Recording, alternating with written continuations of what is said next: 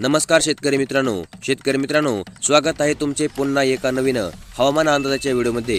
शेतकरी मित्रांनो, बंगालच्या उपसागरामधील कमी दाब क्षेत्राची तीव्रता सध्या वाढल्याने पूर्व भारतामध्ये पावसाने पुन्हा एकदा जोर धरला आहे। राज्यामध्ये देखील पावसाला पोषक हवामान तयार होत असून कोकण मध्य महाराष्ट्रामध्ये हलक्या पावसाने देखील आज हजेरी लावली आहे। आज म्हणजे 16 तारखेला राज्यामध्ये तुरळक ठिकाणी हलक्या पावसाची शक्यता हवामान विभागाने देखील वर्तवलेली आहे। तसेच राज्यामध्ये अनेक ठिकाणी तापमान हे 31 अंशाच्या पुढे सरकले आहे। कोकण मध्य महाराष्ट्रामध्ये तुरळक ठिकाणी हलक्या ते मध्यम सरीने हजेरी लावली आहे।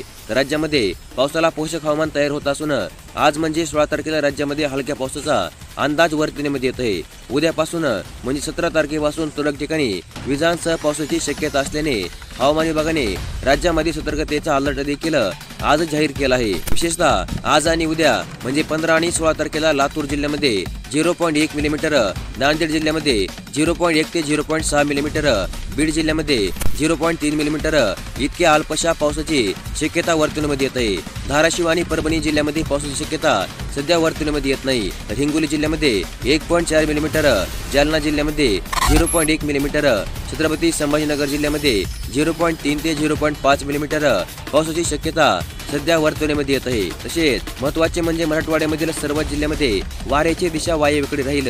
वाऱ्याच्या ताशी वेगामध्ये वाढ होईल, तर वारे ताशी 20 किलोमीटरपेक्षा अधिक वेगाने धाराशिव, लातूर, बीड आणि छत्रपती संभाजीनगर या जिल्ह्यामध्ये वाहतील।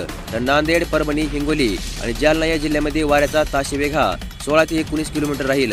कमाल तापमान हे लातूर, नांदेड, बीड, परभणी, हिंगोली, जालना या जिल्ह्यामध्ये 31 अंश सेल्सिअस राहील, तर धाराशिव या जिल्ह्यामध्ये 32 अंशाच्या पुढे देखील राहील। तसेच किमान तापमान सर्व जिल्ह्यामध्ये 22 अंश सेल्सिअस राहील। आकाश अंशतः ढगाळ राहण्याची शक्यता आहे। तर सकाळची सापेक्ष आर्द्रता 80 ते 86% राहील, तर दुपारची सापेक्ष आर्द्रता 50 ते 55% राहील। तर मग अशा प्रकारे आजचा सविस्तर हवामान अंदाज आज आपण या व्हिडिओमध्ये जाणून घेतला।